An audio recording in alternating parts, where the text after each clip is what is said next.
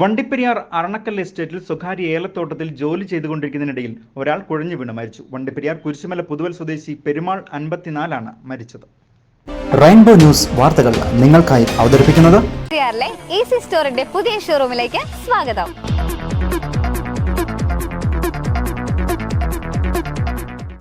വ്യാഴാഴ്ച രാവിലെ 9 മണിയോട് കൂടിയായിരുന്നു മരണം സംഭവിച്ചത്. വണ്ടിപ്പെരിയാർ അറണക്കൽ AKG കോളനി മാരിയപ്പൻ എന്നയാളുടെ സ്വകാര്യ ഏലത്തോട്ടത്തിൽ ഏലത്തിന് കുഴിയെടുക്കാൻ എത്തിയതായിരുന്നു വണ്ടിപ്പെരിയാർ കുരിശുമല പുതുവൽ സ്വദേശിയായ 54 വയസ്സുള്ള പെരുമാൾ. 8 മണിക്ക് സ്ഥലത്തെത്തുകയും ജോലി ആരംഭിക്കുകയും ചെയ്തു. ഇതിനിടയിൽ തോട്ടം ഉടമയായ മാരിയപ്പനുമായി ജോലി വിഷയവുമായി ബന്ധപ്പെട്ട് ഫോണിൽ സംസാരിച്ചിരുന്നു. പിന്നീട് തോട്ടത്തിലെത്തിയ തോട്ടം ഉടമ പെരുമാളിനെ കൂവി വിളിക്കുകയും ചെയ്തു. എന്നാൽ വിളി കേൾക്കാതെ വന്നതോടെ അന്വേഷിച്ച് എത്തിയപ്പോഴാണ് ഏലത്തോട്ടത്തിൽ വീണ് കിടക്കുന്നത് കാണുന്നത്.